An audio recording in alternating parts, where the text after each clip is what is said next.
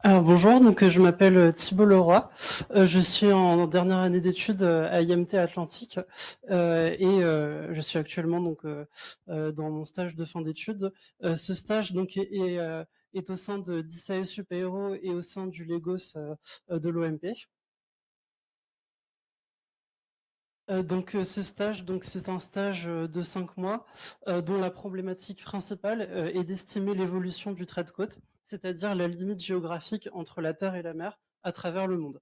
Le point de départ du stage, c'est le modèle Globe Coast en Python, qui a été développé par la doctorante Amélie Arias en océanographie. Et l'idée centrale du stage, c'est d'utiliser un algorithme évolutionniste sur du code, ici une fonction, avec un LLM qui va produire de nouvelles versions du code, dans une perspective d'amélioration automatique du modèle Globe Coast. Alors tout d'abord, pour vous présenter le principe d'un algorithme évolutionniste, tout d'abord, vous avez une population qui est évaluée et certains individus vont être sélectionnés en fonction de cette évaluation. Ensuite, une nouvelle population est générée avec une modification des individus sélectionnés et enfin, il y a à nouveau une procédure d'évaluation. Dans le cadre de mon stage, les individus, en fait, ce sont différentes variantes du code. Ce qui est l'originalité en fait de l'approche. Et un autre aspect important, c'est que l'étape de modification est effectuée par une requête OLLM pour produire en fait une nouvelle version du code. Et cette étape de modification, elle est faite simultanément avec un croisement, c'est-à-dire qu'il y a des fonctions dites parents qui sont inclus dans la requête, comme nous allons pouvoir le voir, permettant ainsi de faire en même temps la modification, la mutation et le croisement. L'étape d'évaluation est effectuée en exécutant le code la sélection ensuite se fait sur des métriques par rapport à cette exécution. Donc le modèle Globe Coast, c'est d'abord avant tout une modélisation physique des principaux phénomènes affectant l'avancée ou le recul de la mer. Donc c'est une étude sur le littoral mondial qui est surtout prévue pour des côtes de type plage. Les données sont sur 2 décennies, il y a tout un ensemble de données, donc notamment des données liées aux vagues, au début fluvial solide, anomalies du niveau de la mer, saisonnalité et d'autres phénomènes. Ce qui est important, c'est que nous avons des données satellites de validation pour estimer la qualité du modèle. Et le modèle donc va calculer l'évolution du trait de côte à partir de ces données et à partir d'équations. Et enfin, il y a un calcul des métriques à partir des résultats avec les données de validation. Donc les 2 métriques que nous utilisons, c'est RMSE et corrélation. Donc ici, rapidement, pour vous présenter un schéma du modèle.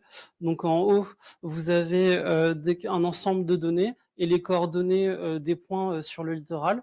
Et ensuite, vous allez avoir tout un calcul dans le modèle, donc avec 3 composantes. Et à la fin, vous aboutissez à une nouvelle position de trait de côte avec les nouvelles coordonnées. Donc ici, pour vous montrer l'équation centrale du modèle, donc avec 3 composantes, une composante de budget sédimentaire, une composante liée au niveau de la mer et une composante liée plus à la pente des plages. Et donc avec ici, en fait, l'évolution donc sur un pas de temps de la position du trait de côte donc à un point I. La base de mon stage qui est utilisée pour effectuer cette approche d'évolution, c'est une architecture de code qui a été développée par mon tuteur Dennis Wilson et qui utilise la librairie PyMove pour exécuter donc un algorithme évolutionniste.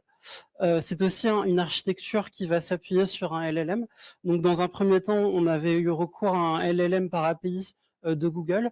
Puis dans un second temps, on a eu recours à un LLM local, donc avec le modèle de Qwen 3 à 14 milliards de paramètres.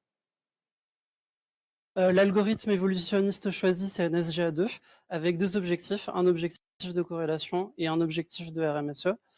Donc ça vise à un ensemble de bonnes solutions appelées front de Pareto. Donc ici, c'est important de souligner que c'est une sélection qui se fait pas juste sur la qualité, mais aussi sur la diversité pour explorer l'espace de solutions et donc avoir des variantes très différentes. On a également les principaux paramètres de l'exécution. Donc c'est avant tout le nombre de générations et la taille de la population. Et enfin, l'aspect intéressant, c'est surtout la structure des requêtes OLLM. Donc en première partie, il y a le contexte avec des instructions générales ainsi que le format de la fonction attendue. Ensuite, donc, on donne au LLM le pré-traitement des données, le code qui a été utilisé pour traiter les données, et les fonctions externes qui sont utilisées dans la fonction principale. Ensuite, donc, il y a donc des pistes physiques, donc des suggestions qui sont faites au LLM. Donc, c'est fait à partir de courtes synthèses d'articles scientifiques qui m'ont été donnés par mes tuteurs. Donc, une partie très importante de la requête, ce sont les fonctions parents pour le croisement. Donc là, ça permet de donner au LLM donc une version, une variante ou plusieurs variantes de fonctions pour donc l'étape de croisement, et donc ainsi faciliter la génération d'une nouvelle fonction. Et à la fin, il y a un rappel des instructions principales. Donc là, très rapidement, donc je vous montre juste une seule modification pour une question de temps. Donc il y a, par exemple, vous voyez la mise en place d'une inertie dans l'une des équations principales, donc par le LLM. Donc là, vous voyez en rouge, c'est la ligne de code précédente avant la modification, et là, c'est la modification qui a été apportée. Donc en général, dans les observations vis-à-vis de ces modifications, on remarque une optimisation du code.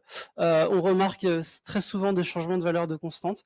Donc le LM va souvent essayer de faire des modifications dans ce sens-là.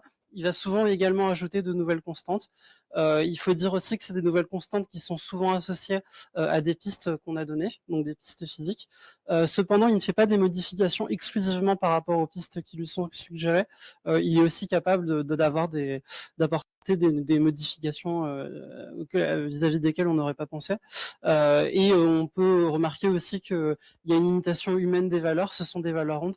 Donc là, par exemple, sur l'inertie, vous voyez, il a mis 0,5, donc ce qui est arbitraire et ce qui est un peu une imitation d'un comportement humain dans le choix des valeurs. Et ça souligne que après l'obtention de nouvelles variantes du code, en fait, on peut effectuer une optimisation sur les constantes pour améliorer les performances. Donc, pour vous montrer donc les résultats, nous avons sélectionné donc une fonction, donc à la fois à partir sur une amélioration de métrique globale, donc en RMSE et en corrélation par rapport au modèle initial. C'est une fonction qui comporte un grand nombre de modifications performantes et optimisées.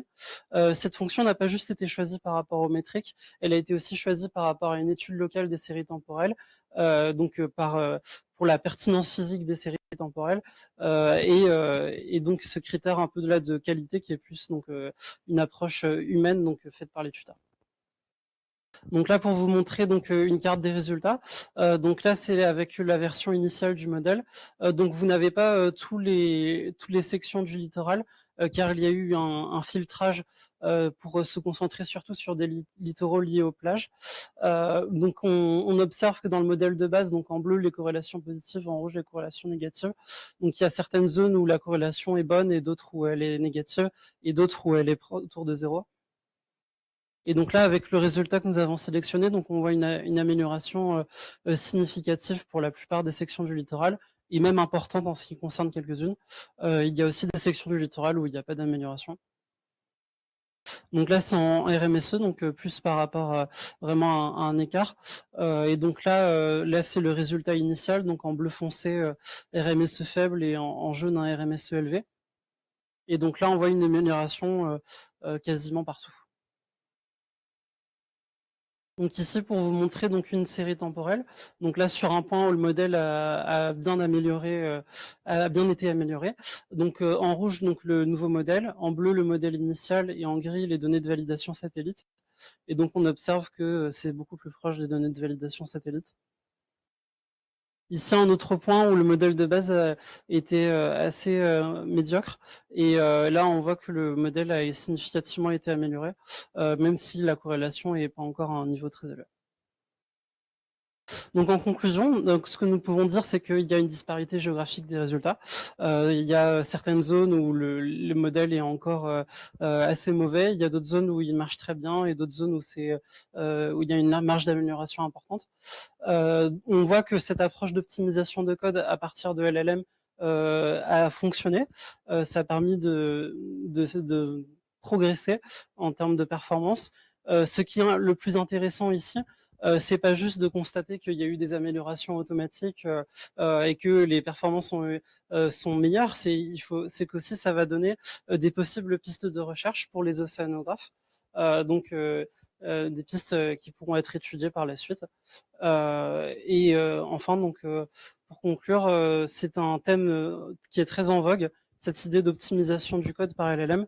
Donc, par exemple, je peux faire référence ici donc à AlphaEvolve de Google, donc un article qui a été publié récemment. Et c'est une façon de faire avec un grand nombre d'applications dans beaucoup de domaines.